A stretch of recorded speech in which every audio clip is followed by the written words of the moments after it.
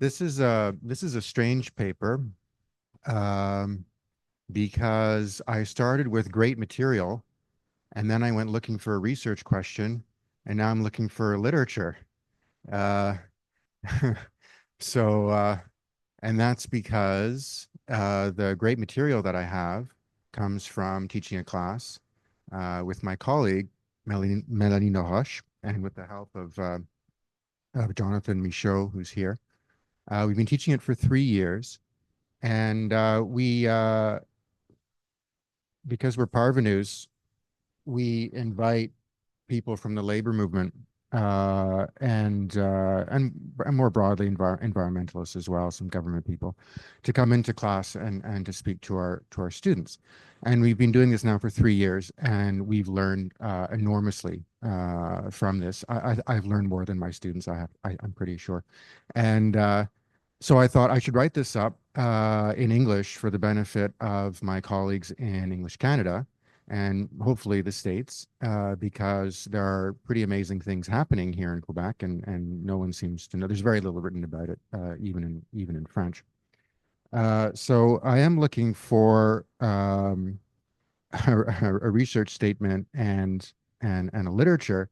And what I thought was most interesting about the discussions in class were the tensions, contradictions within unions, and within unions, we're looking at between leadership who have a longer range strategic view of the organization, what the organization has to do to remain relevant in the context of the climate crisis. Members who are in the everyday reality of economic struggle and defending employment, and the activist layer who are sometimes with the leadership and sometimes against the leadership. So that's one sort of level of tension that I'm interested in. And the other is between the way that public sector unions are conceptualizing the crisis and their role, and how they're framing that and the direction in which they want to go versus the discourse that you get in the private sector, and especially in the high emitting sectors. So I wanted to bring that out. I wanted to sort of cartograph those tensions. And I also, more ambitiously, I wanted to explain how it is that despite those tensions, they keep it together for now. And they keep it together through the concept of the just transition, which covers a lot of different projects. But we can identify the fissures here. And so I wanted to do a study, a kind of a my ambition was to do, bottom up, but I'd have to actually talk more with the workers to do that. I'm talking with staff and leadership. And I also wanted to do a study of the labor movement, and not just an individual unions.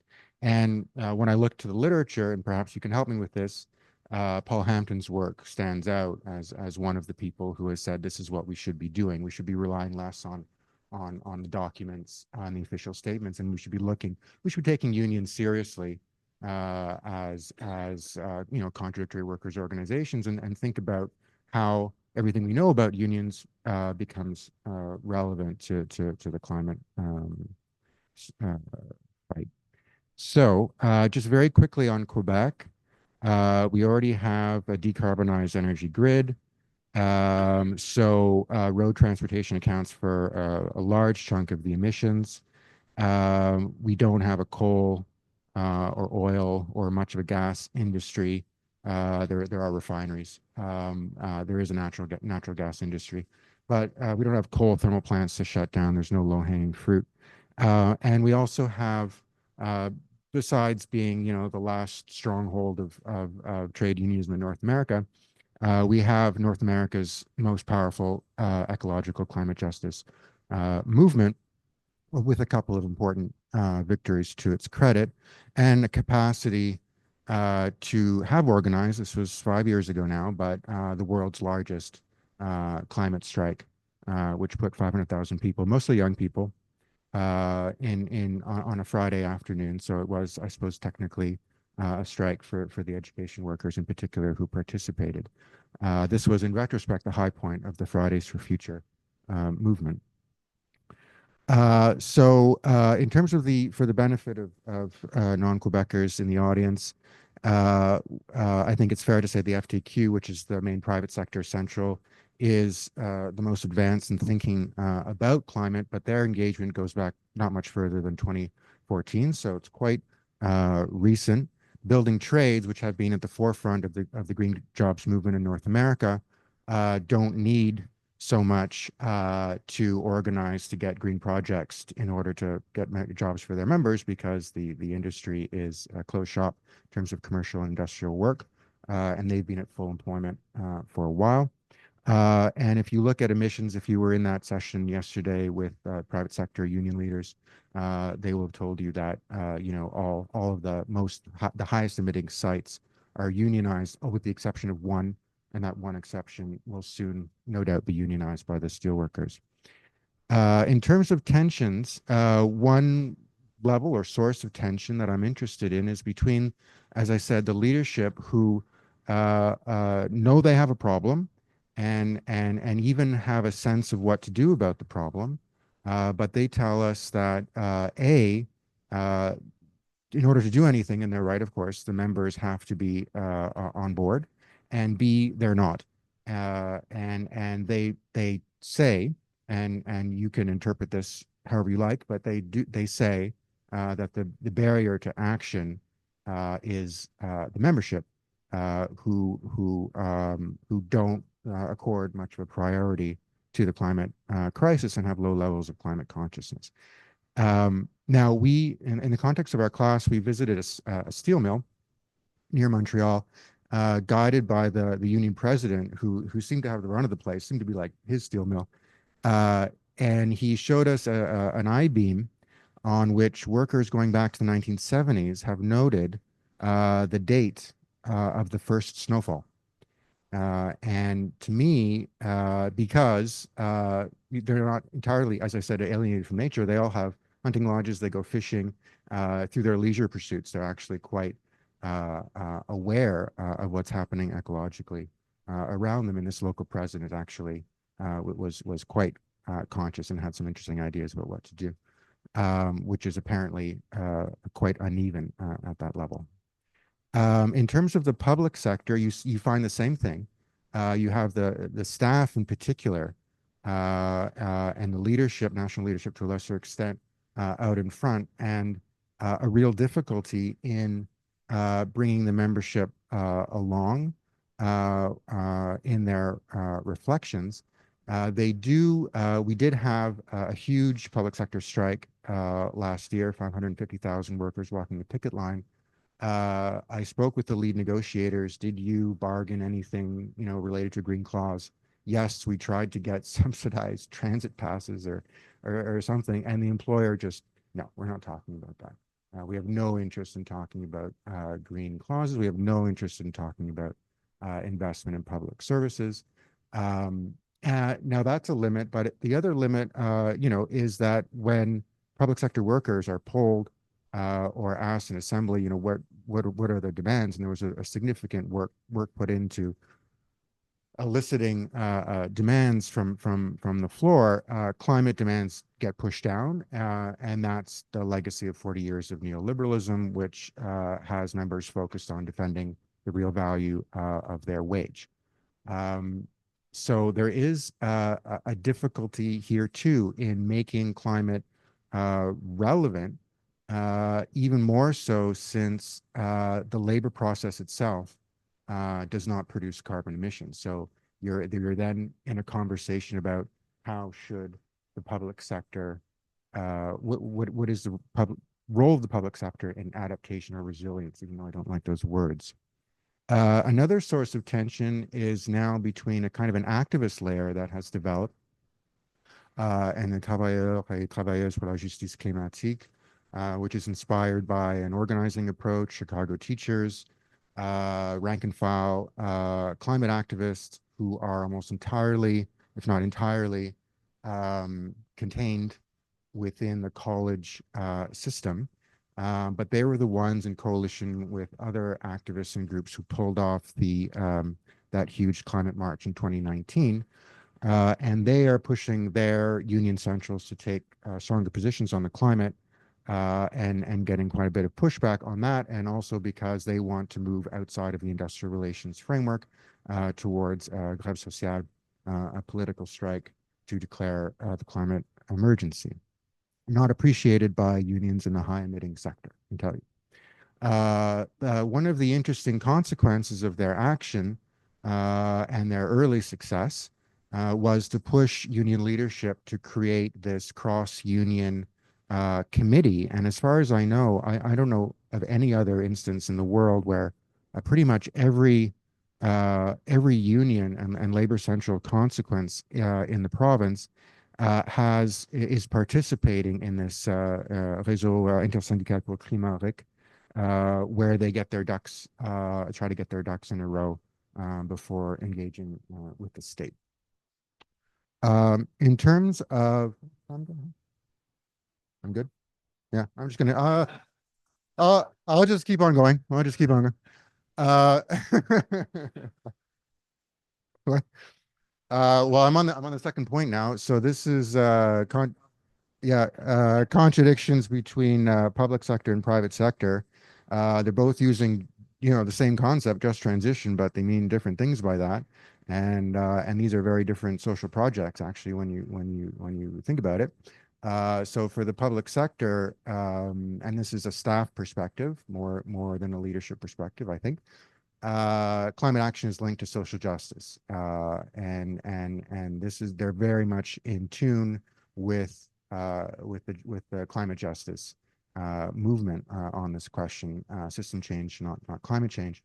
And they present in their reflections the public sector as a pillar of the transition, in the sense of soaking up the labor that will be shed in the high emitting sectors, and in terms of the importance of the public sector and public sector services and infrastructure in dealing with the consequences, the devastating consequences that we will suffer as a result of the failure to mitigate. So they're thinking about how do we boost state capacities, and that's a kind of a hypothetical prospective vision that they have. And so this is a left framing. I would say I would consider it more of an eco-socialist framing, where they want us to think about work that responds to a social need, and not the need to make profit. Now, obviously, the private sector unions are not there. We had one local union leader respond. He's like, "We're not. No, I'm sorry, we're not going to be growing tomatoes. Like this. We want to hold on to these well-paying jobs that we need in the regions, and that's the bottom line.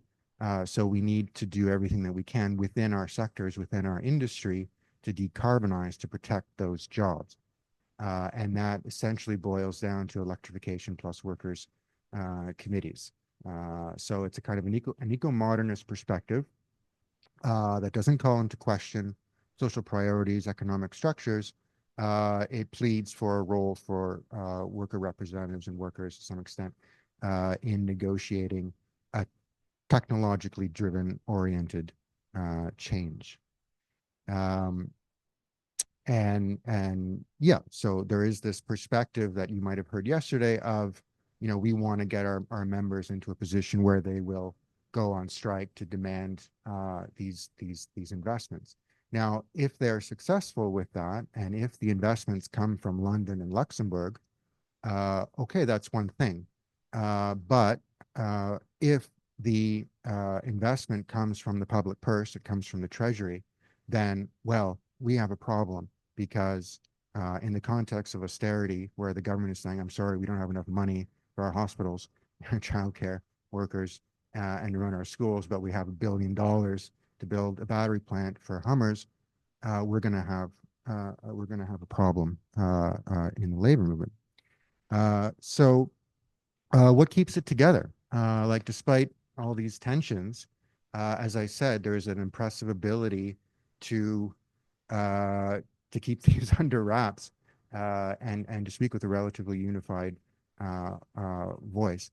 And I think, and this is my hypothesis, I think it's because union leaders and especially understand that they don't have the political power to negotiate very much in terms of mitigation and adaptation in the context of a climate crisis if they don't have the very powerful environmental movement on board. So they have to um, stay together themselves, but they also have to make sure that they don't get wrong-footed and isolated and delegitimized in this context.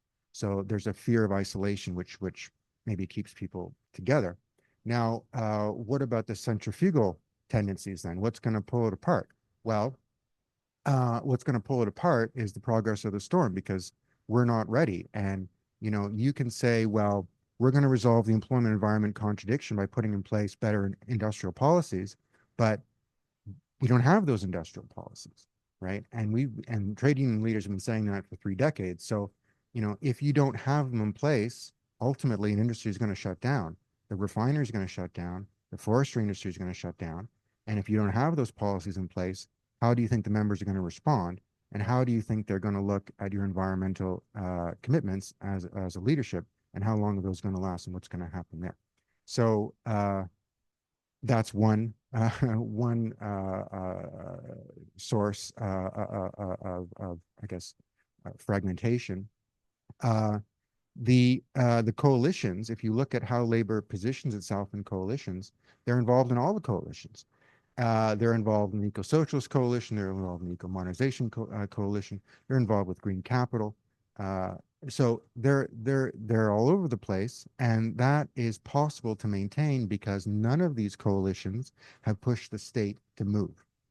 They don't have the social power, and so if the state isn't moving in any one direction, then you don't have to make a choice. But when the state does move, then they're going to have to embark, and that's when you're going to see who has the power. Thank you.